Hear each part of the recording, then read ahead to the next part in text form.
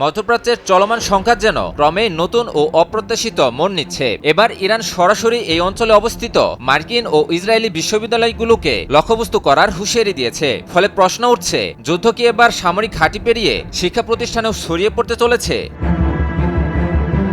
ইরানের দাবি, দেশটির দুটি গুরুত্বপূর্ণ বিশ্ববিদ্যালয় ইস্পাহান ইউনিভার্সিটি অব টেকনোলজি এবং ইউনিভার্সিটি অব সায়েন্স অ্যান্ড টেকনোলজিতে বিমান হামলা চালিয়েছে যুক্তরাষ্ট্র ও ইসরায়েল। শুধু বিশ্ববিদ্যালয় নয়, এসব প্রতিষ্ঠানের সঙ্গে সংশ্লিষ্ট গবেষণা কেন্দ্রগুলোতেও হামলার অভিযোগ তুলেছে ইরান।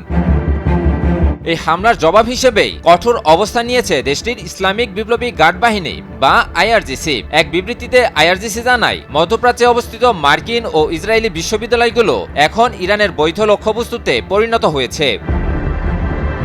আইআরজিসি আরো সতর্ক করে দিয়ে বলেছে, সম্ভাব্য হামলার ঝুঁকি এড়াতে এসব বিশ্ববিদ্যালয়ের কর্মী, শিক্ষক, শিক্ষার্থী এবং আশেপাশের বাসিন্দাদের বিশ্ববিদ্যালয় এলাকা থেকে কমপক্ষে 1 কিলোমিটার দূরত্বে অবস্থান করার পরামর্শ দেওয়া হচ্ছে।